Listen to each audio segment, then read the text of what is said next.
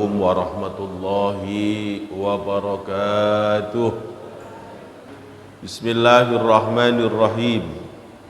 Bismillahirrahmanirrahim. Bismillahirmu'afi.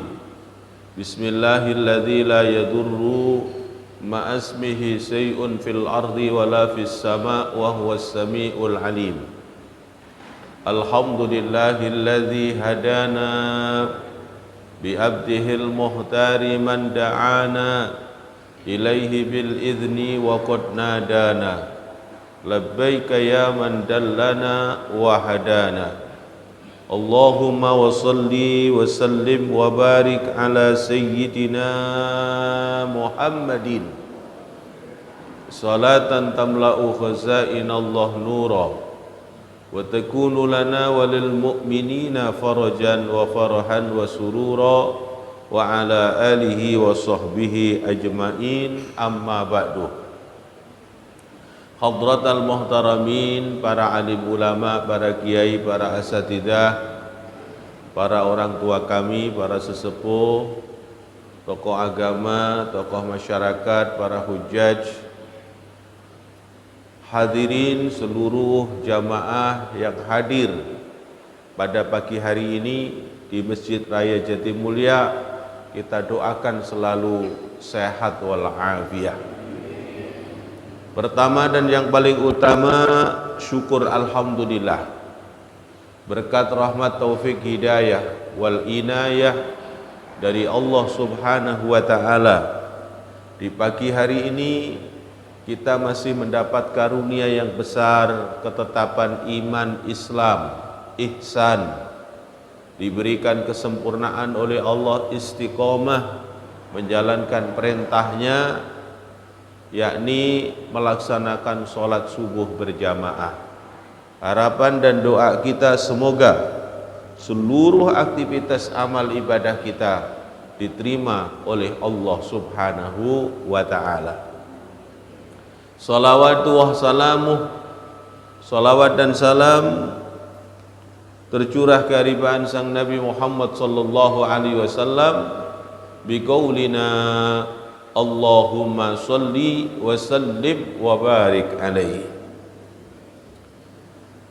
Hadirin wal hadirat jamaah salat subuh rahimakumullah, pembahasan kita memasuki babus sifatis salatin nabi, yaitu menerangkan tentang bab sifat salat nabi. Yang dimaksudkan adalah sifat salat sunnah yang dicontohkan oleh baginda Nabi kita Muhammad sallallahu alaihi wasallam. Salat yang wajib maktubah sudah dibahas secara detail dari tahun ke tahun. Pagi hari ini memasuki tentang sifat sholat Nabi dari sholat sunnah yang dicontohkan oleh baginda Nabi kita Muhammad sallallahu alaihi wasallam. Hadis yang pertama tentang bab sunnah, yaitu sholat sunnah yang dicontohkan oleh Nabi. An Rabi'ah bin Malik al-Aslami radhiyallahu anhu qala li an-nabi sallallahu alaihi wasallam sal fakultu as'aluka murafataka fil jannati faqala awa ghaira dzalika qultu huwa dzaka qala fa'inni ala nafsika bikasratis sujudi, rawahu Muslim.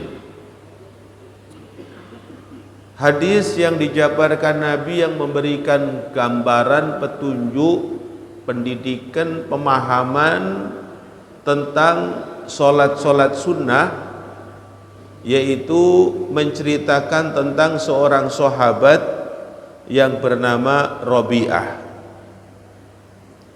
Rabi'ah bin Malik al-Aslami. Suatu ketika beliau diberi sebuah pertanyaan oleh Nabi kita Muhammad sallallahu alaihi wasallam. Apa yang diungkapkan oleh Nabi? Sal, wahai Rabi'ah, mintalah kepadaku. Jadi bukan Rabi'ah yang minta, tapi Nabi yang menyuruh. Kata Nabi, wahai Rabi'ah, mintalah kamu kepadaku. Rabi'ah ini Bapak seorang sahabat yang dekat sekali dengan Nabi. Bahkan dia dalam kehidupannya itu senang untuk membantu. Kalau Nabi Shallallahu Alaihi Wasallam ada keperluan-keperluan, terutama terkait beliau mau wudu, beliau mau menyampaikan dakwah, mempersiapkan segala sesuatu yang ada dibutuhkan oleh Nabi kita Muhammad. Jadi kalau beliau misalnya Nabi Muhammad masuk masjid, beliau suka nata sandalnya. Kemudian kalau dia mau wudu, Nabi Muhammad memperbaiki wudu, dia buru-buru mendekat kepada Nabi, kemudian memegangin bajunya Nabi, memegangin sorbannya Nabi. Itu adalah Rabi'ah. Maka seolah-olah Rabi'ah ini seperti memposisikan diri sebagai seorang yang menjadikan diri gantungan baju Nabi Muhammad sallallahu alaihi wasallam. Sehingga antara Rabi'ah dengan Nabi ini orang sangat dekat sekali. Sama Nabi diberikan satu pertanyaan, kamu mintalah kepadaku wahai Rabi'ah. Ketika Rabi'ah ditanyain minta kepada Nabi, apa yang diminta? Fakultu, Rabi'ah menjawab, fakultu, aku berkata atau aku menjawab, as'aluka murafaqataka fil jannah. Wahai Rasulullah, ketika engkau mempersilahkan untuk aku meminta kepadamu, maka aku tidak minta sesuatu apapun darimu ya Rasulullah, kecuali yang aku minta as'aluka murafaqataka fil jannah, yaitu aku minta nantinya untuk di akhirat, nantinya aku di dalam surga bisa bersamamu lagi. Jadi artinya yang diminta oleh Rabi'ah ini, di dunia beliau bersama dengan Nabi Muhammad sallallahu alaihi wasallam. Ibadah salat tidak pernah absen bersama Nabi Muhammad sallallahu alaihi wasallam, salatul maktubah. Ada kajian-kajian Quran yang diajarkan oleh Nabi Muhammad, Rabi'ah selalu ada bersama dengan Nabi Muhammad. Menghafal hadis-hadis selalu bersama dengan Nabi Muhammad sallallahu alaihi wasallam. Hidup di dunia terus bersama Nabi Muhammad sallallahu alaihi wasallam. Maka ketika diberikan tawaran oleh Nabi, gak ada yang dia minta tentang kehidupan dunia ini. Dari sisi kekayaan, dari sisi kedudukan dan bermacam-macam, itu tidak ada di dalam benak pikirannya Rabi'ah. Yang ada di dunia bisa selalu bersama dan menyertai Nabi, pengennya di akhirat juga bersama dengan Nabi Muhammad sallallahu alaihi wasallam. Kemudian sama Nabi Muhammad sallallahu alaihi wasallam masih dikasih pertanyaan berikutnya. Setelah dia menjawab, yang aku inginkan cuma satu ya Rasulullah, di akhirat nanti di surga bisa bersamamu aja, sudah gak ada yang lain. Sama Rasulullah dites lagi. Wa qala Nabi awa ghairu dzalika, apakah ada wahai Rabi'ah permintaanmu selain bersamaku di surga? Kemudian kultu, aku menjawab, maksudnya Rabi'ah menjawab, huwa dzaka, itu saja ya Rasulullah, gak ada yang aku minta lagi darimu kecuali itu saja. Ketika Rabi'ah tetap mintanya cuma satu, ingin bersama Nabi di surga, ingin bersama Nabi nanti di akhirat, gak mau lepas dengan Nabi Muhammad sallallahu alaihi wasallam. Sehingga Nabi Muhammad memberikan jawaban lagi, Qala Nabi Muhammad sallallahu alaihi wasallam, fa'inni ala nafsika bikasratis sujud. Ya Rabi'ah, kalau kamu memang punya keinginan di dunia ini selalu bersamaku, sampai nanti di akhirat juga bersamaku, ditempatkan di Jannatun Naim juga bersamaku, ada syarat ini yang harus kamu lakukan. Fa'inni, bahasa lembutnya Nabi, bahasa kasih sayangnya Nabi, bantuin aku. Jadi Nabi Muhammad minta dibantuin. Fa'inni, bantuin aku, ala nafsika, dengan usaha dirimu, artinya dengan pekerjaan fisik kemampuanmu. Bantuinya itu dengan pekerjaan yang bisa kamu lakukan. Apa?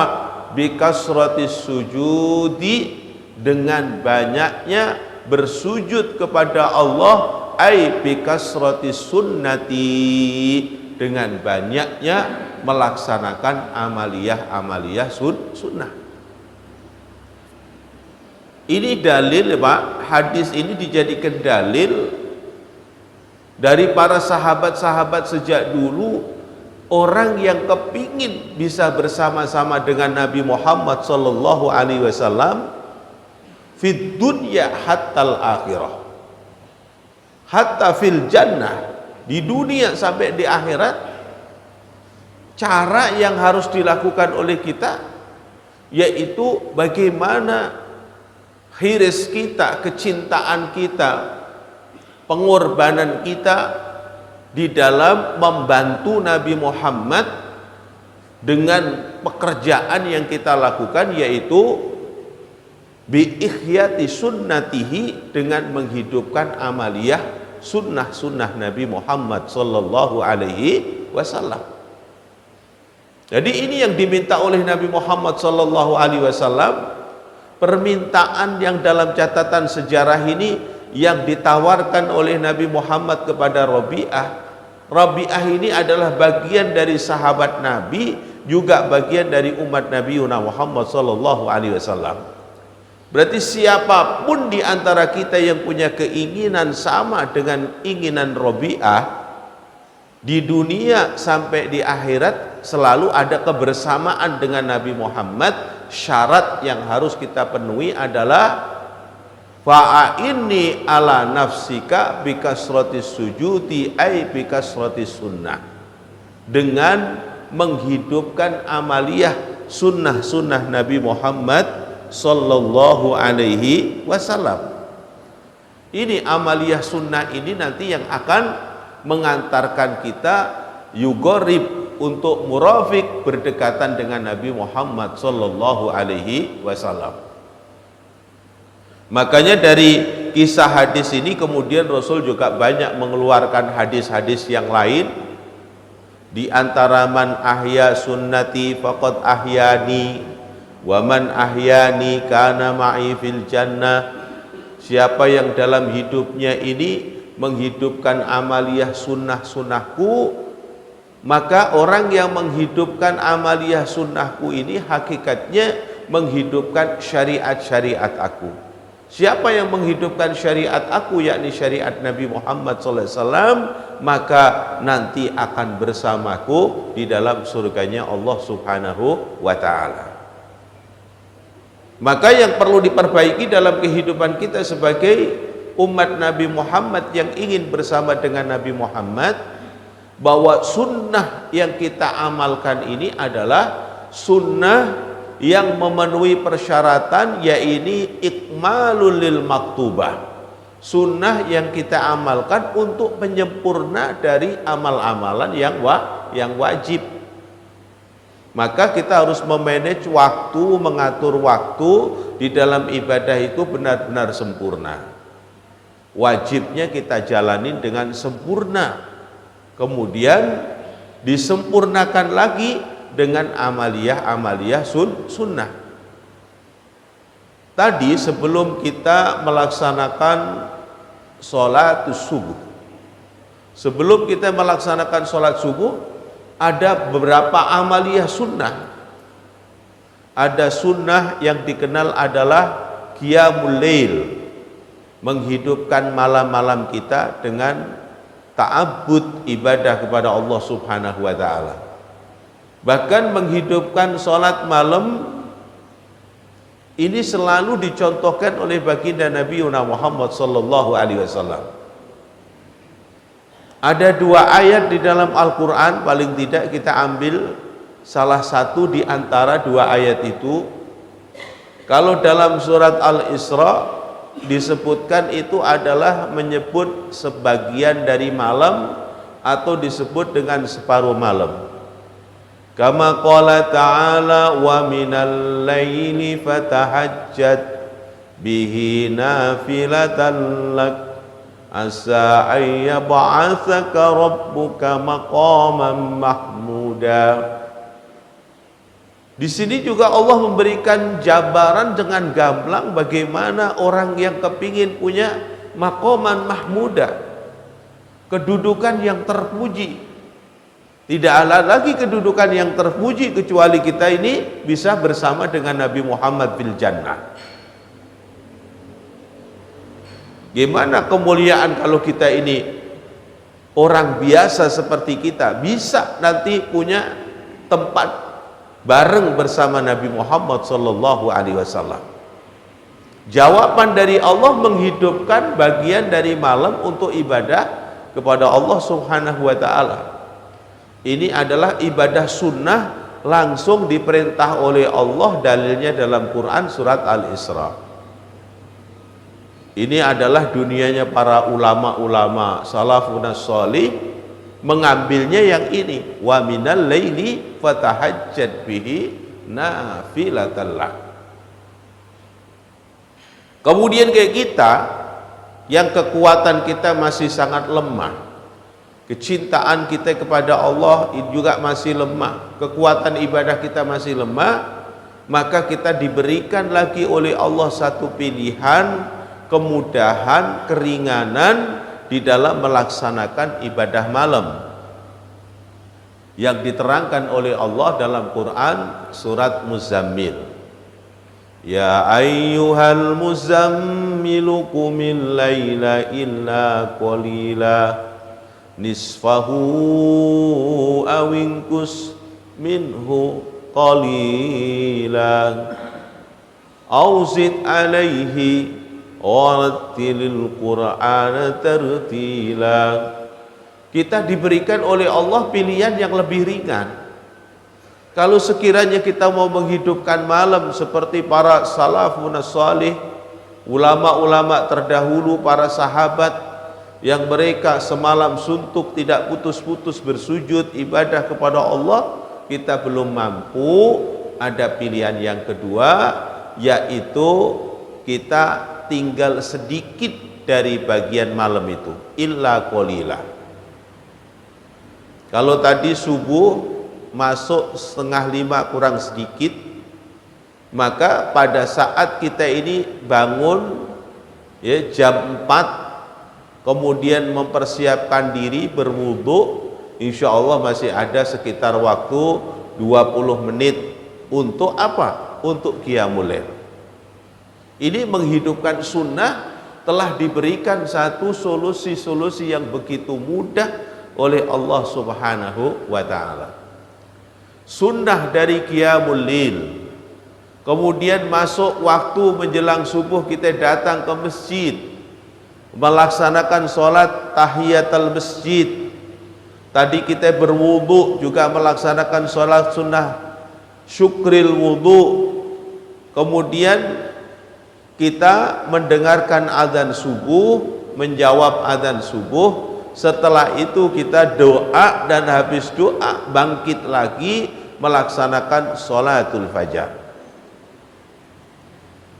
Ketika kita melaksanakan sunnah-sunnah itu tadi, dari malam sampai waktu subuh tiba itu, di antara manfaatnya sholat-sholat sunnah itu jabaron anil maktubah an-naqisah, bisa memberi manfaat untuk menutup semua dari amaliyah-amaliyah wajib yang dalam kondisi ada kekurangan.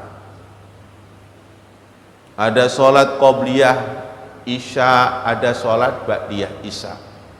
Ketika sholat isya-nya ada kekurangan hadirin, maka qobliyah dan ba'diyah ini akan menutup. Jadi sholat kita menjadi sholat yang sempurna, yang ikmal, bisa babiyah ihya usunnatihi, yaitu menghidupkan sunnah Nabi kita Muhammad sallallahu alaihi wasallam. Itu keistimewaan amaliyah sunnah yang dicontohkan oleh Nabi kita Muhammad sallallahu alaihi wasallam, punya manfaat yang sangat besar. Wa an Abi Umar radhiyallahu ta'ala anhuma qala hafidtu minan Nabi sallallahu alaihi wasallam asra rak'atin.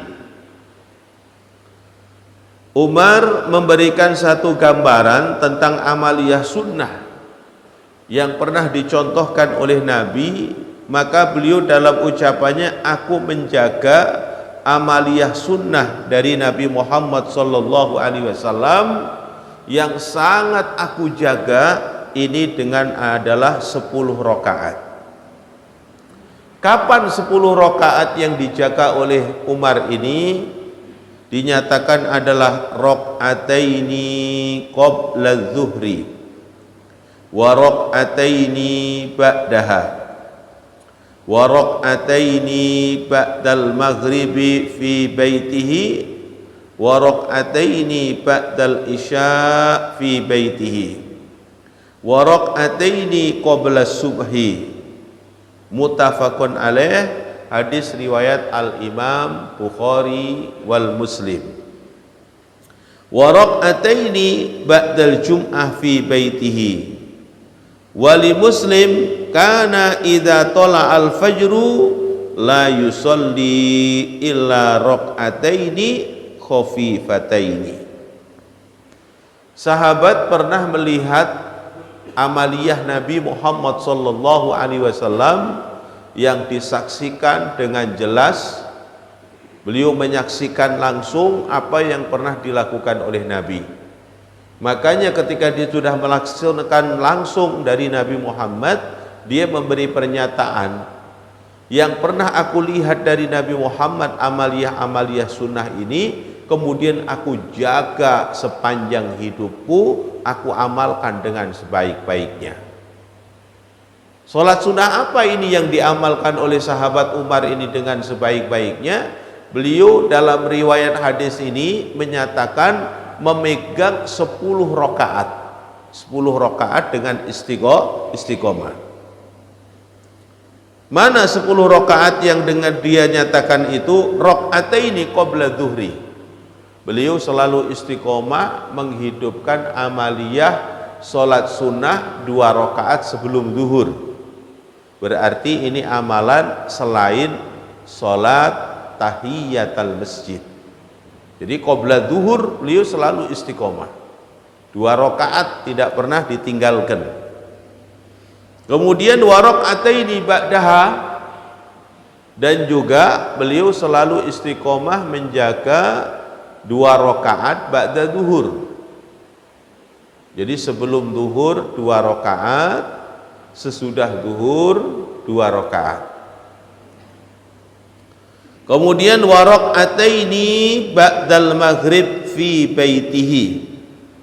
Di dalam riwayat yang ini tidak menyebutkan qobliyah asar. Jadi qobliyah asar gak masuk. Yang masuk adalah langsung dari zuhur langsung kepada maghrib, ya. Maghrib juga qobliyahnya tidak. Yang dijalankan oleh sahabat Umar ini adalah maghrib adalah ba'diyatul maghrib, ya. Kemudian sudah ba'diyal maghrib ada lagi tambahan fi baitih. Beliau menjalankannya fi baitih, menjalankannya di rumah, tidak di masjid. Kemudian wa rakaataini ba'dal isya fi baitihi. Kemudian qoblal isya juga tidak disebutkan, yang ada adalah ba'diyatal isya fi baitihi. Kemudian wa raq'ataini qabla subhi, kemudian 2 rakaat sebelum subuh. Diriwayatkan lain wa raq'ataini ba'dal jum'ah fi baitihi. Kemudian ada juga riwayat lain yang menyatakan adalah ba'dal jum'ah fi baitihi. Kemudian wali Muslim, bagi Imam Muslim, karena idza tola al fajru, kalau fajar itu sudah masuk berarti waktu subuh telah tiba, ya. Waktu subuh telah tiba, karena idza tola al fajru la yusolli ila raq'ataini khafifataini. Ketika waktu subuh sudah tiba, beliau melaksanakan sholat fajar dengan kondisi khafifah. Khafifah itu artinya pelaksanaannya adalah sangat cepat. Jadi sholatnya nggak diperpanjang, tadi pendek. Ini amaliyah-amaliyah sunnah yang dicontohkan oleh Nabi, kemudian diambil para sahabat, dipegang dengan sebaik-baiknya. Maka kita harus usahakan secara maksimal sunnah-sunnah yang semacam ini. Qobliyah, ba'diyah ini diusahakan dengan sebaik-baiknya, jangan sampai tertinggal. Diusahakan karena apa? Menyempurnakan amaliyah wajib kalau ada yang kurang. Kalau kita bicara khusyuk, rada sulit kita melaksanakan sholat dengan khusyuk. Tapi alhamdulillah ada solusi bil jamaah.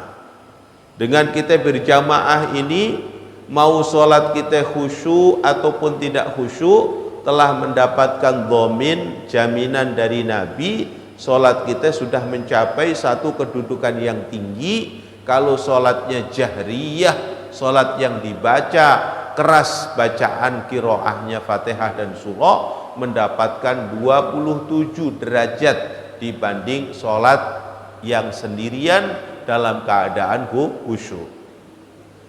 Kalau sholatnya dibaca dengan sir, dibaca dengan pelan, ka sholatil duhri wal asri, nilainya adalah ada 25 derajat dibanding dengan orang yang sholat sendiri dalam keadaan khusyuk.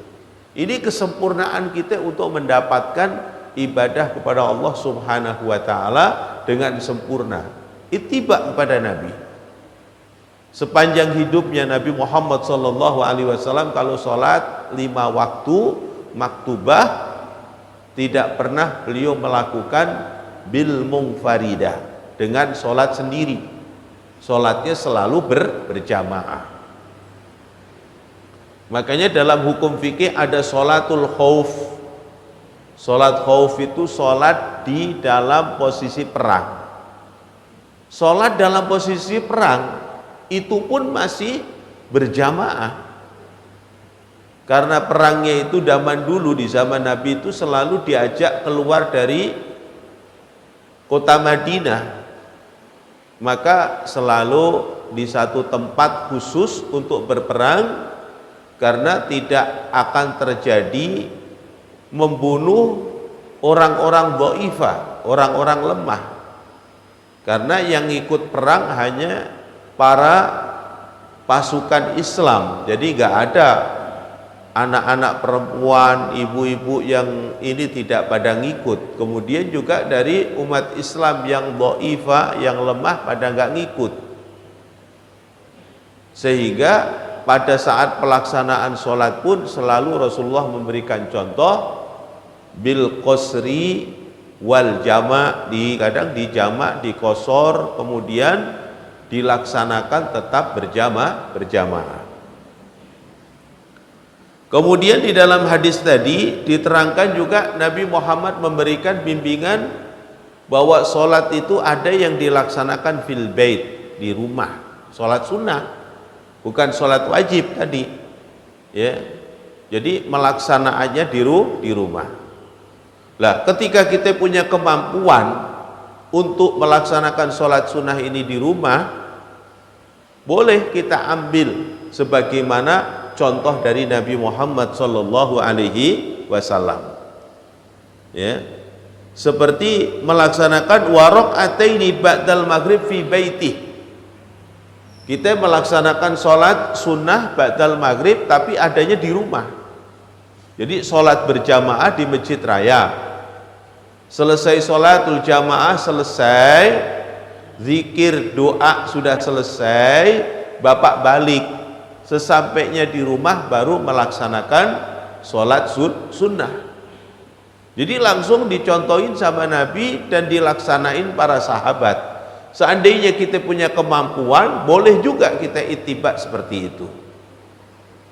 Tapi kalau nanti bapak sulit untuk melaksanakan seperti itu, sesampainya di rumah kemudian jadi banyak gangguan yang menjadikan asbab kita tinggalin sholat sunnah itu, ya fal afdal disempurnakan saja, dilaksanakan fil masjid.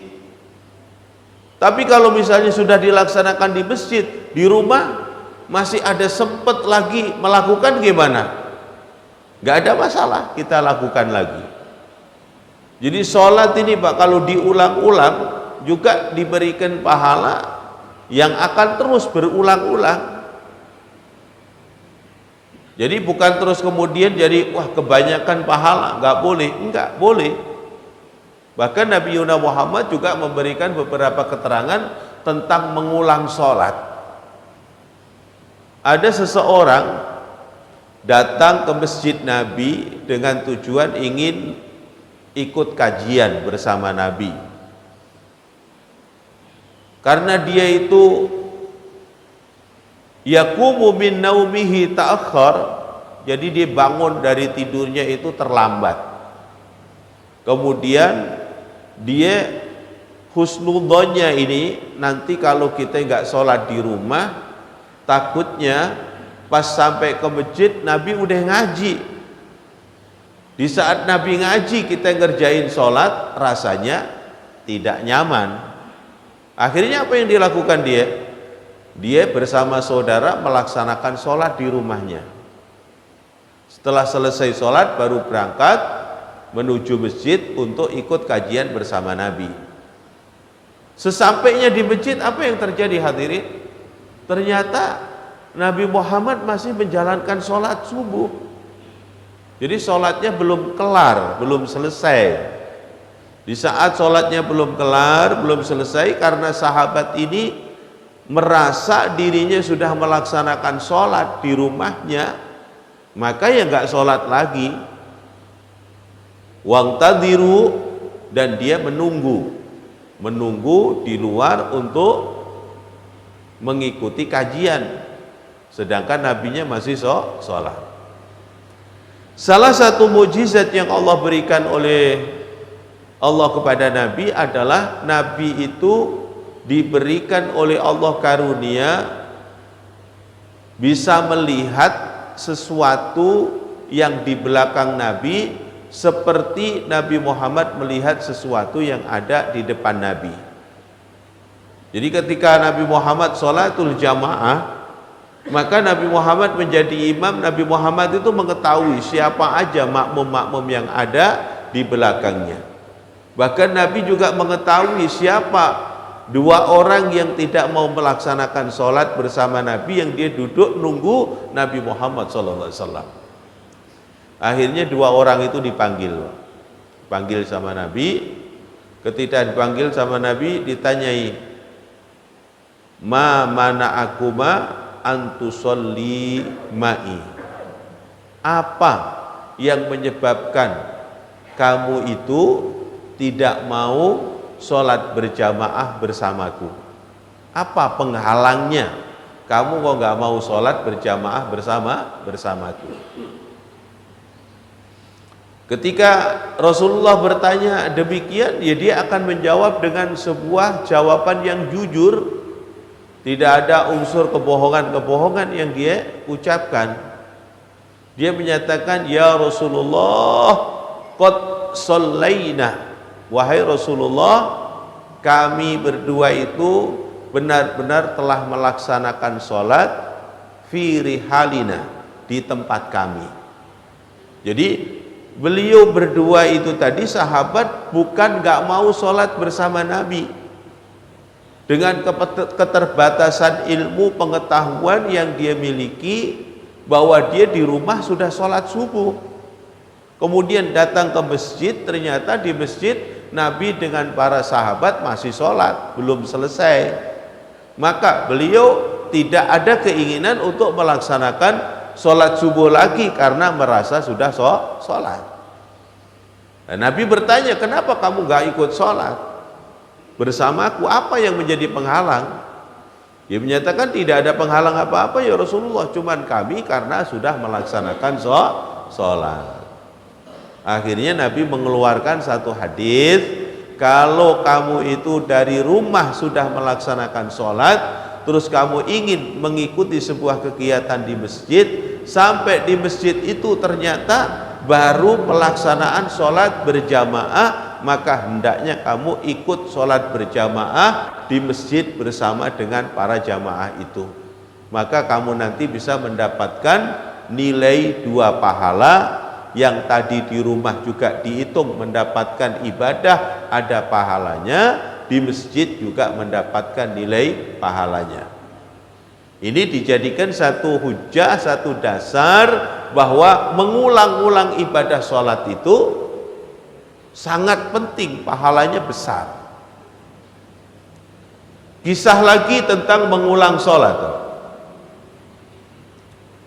Ada 2 sahabat yang diutus oleh Nabi, kemudian di tengah perjalanan itu terjadi mempunyai hadas besar.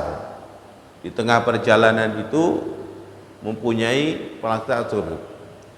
Kemudian pada saat itu juga dia mencoba untuk mencari air untuk berwudu, tidak didapatin. Akhirnya dia pelaksanaan sholat itu adalah bit tayammumi, dengan melaksanakan sholat dengan tayamum. Rapi dia berdua melaksanakan sholat dengan tayamum. Kemudian setelah melaksanakan sholat dengan tayamum selesai, meneruskan perjalanan. Ketika dia meneruskan perjalanan tersebut, sampainya di satu tempat, di satu tempat menuju ini, kemudian dia dapetin banyak air, Pak. Jadi satu contoh, melaksanakan sholat di masjid raya ini gak ada air, sehingga tayamum beliau. Setelah itu dia meneruskan perjalanan menuju tempat di mana dia berdomisili, misalnya ke Tambun, ke Kerawang di sana. Sampai di sana waktu sholat masih ada, kemudian banyak air. Terus 2 orang ini bermusyawarah, gimana ini kita? Ternyata di sini banyak air. Tadi kita sholat di masjid raya gak ada air itu tadi, kita pakai tayamum. Apa kita sholat lagi apa enggak ini? Akhirnya 2 orang ini punya ijtihad yang berbeda, mengambil keputusan yang berbeda. Yang satu menyatakan, wis gak usah sholat lagi, udah sholat pakai tayamum, tadi gak ada air, waktunya sudah masuk, udah selesai, sesuai dengan ketentuan Nabi, udah kita jalanin begitu. Yang satunya, rasanya aku pengen sholat lagi nih, pengen sholat lagi. Terus akhirnya apa? Ya sudah, kalau kamu pengen sholat, sholat aja. Yang satunya ambil wudhu, sholat lagi, Pak. Jadi 2 orang ini akhirnya berbeda pendapat. Yang satu cukup dengan sholat pakai tayamum karena sudah memenuhi syarat, waktunya sudah tiba, mau melaksanakan sholat gak ada air, maka dia menggunakan tayamum kemudian melaksanakan sholat. Yang kedua ngerasain bahwa waktunya masih ada, waktu sholatnya masih ada, sudah ditemukan air, maka dia kepingin mengulang kembali sholat dengan menggunakan air. Wudhu dulu baru sholat.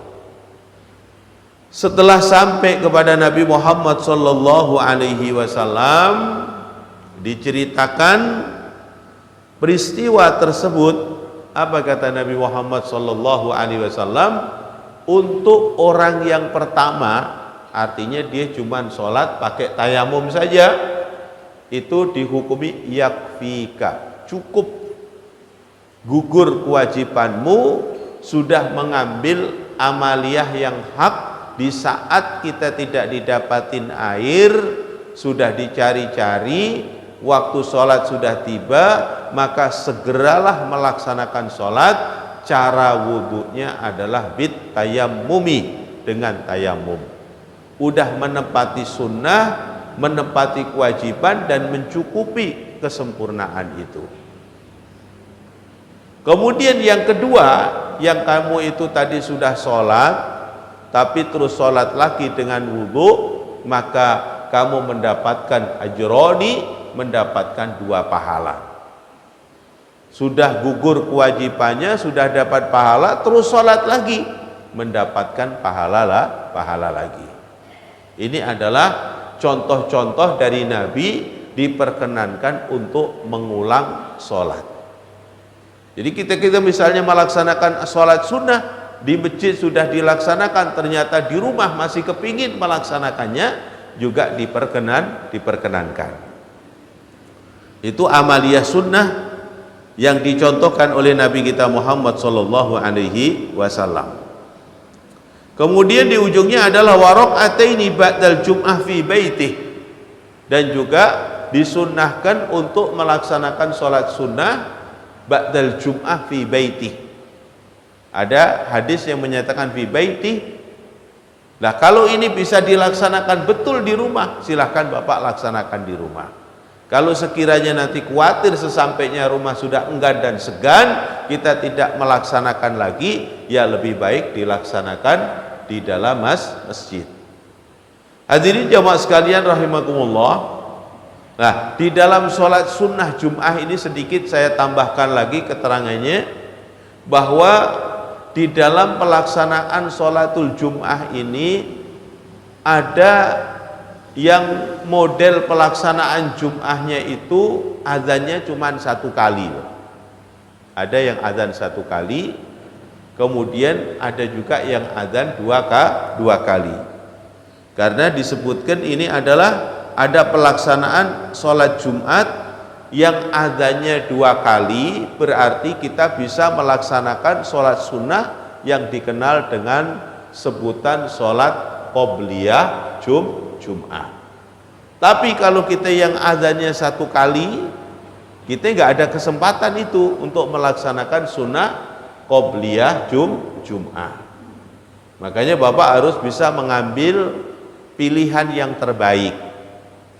Kalau Bapak ketepatan sholat Jum'ah di masjid seseorang muslimin yang pelaksanaan azannya itu 1 kali, Bapak nggak usah mengejar amaliyah sholat sunnah qobliyah Jum'ah.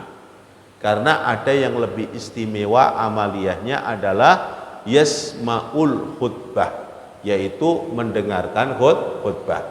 Jadi lebih utama itu. Karena tartibnya nggak ketemu Pak, ya kan?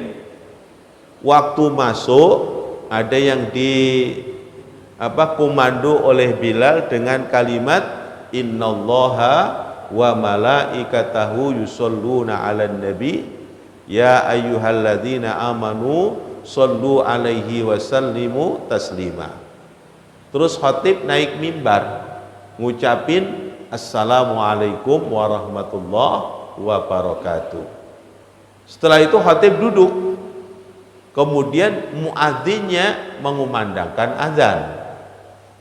Selesai azan la ilaha illallah, kita jawab Muhammadur Rasulullah sallallahu alaihi wasallam, Allahumma rabb hadhihi da'wati tammah, sampai selesai.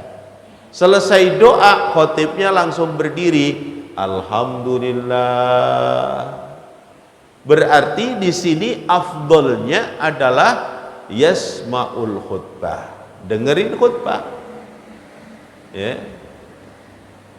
Kalau hadis yang pernah kita ceritakan sebelumnya, seseorang yang ditegur oleh Nabi dalam posisi Nabi berkhutbah, itu orang baru datang ke masjid belum melaksanakan sholat tahiyatul masjid, itu yang ditegur Pak, bukan orang yang sholat qobliyatul jum'ah.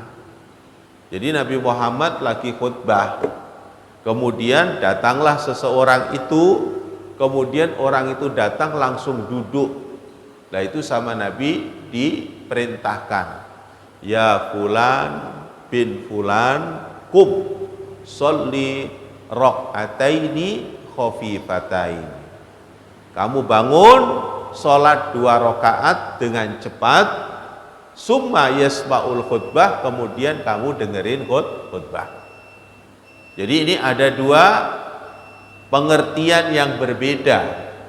Jadi yang dianjurkan untuk sholat walaupun khotib sedang menyampaikan khutbah itu adalah sholatut tahiyatul masjid, bukan sholat qobliyah jum'ah. Makanya hukumnya Jum'ah sudah berkali-kali kami sampaikan, ada pemahaman bahwa sholat Jumat itu sholat yang terpisah, sholat mingguan dengan hukum-hukum tersendiri. Ada juga yang memberikan pemahaman bahwa sholat Jumat itu sholat pengganti sholat duhur setiap hari Jumat.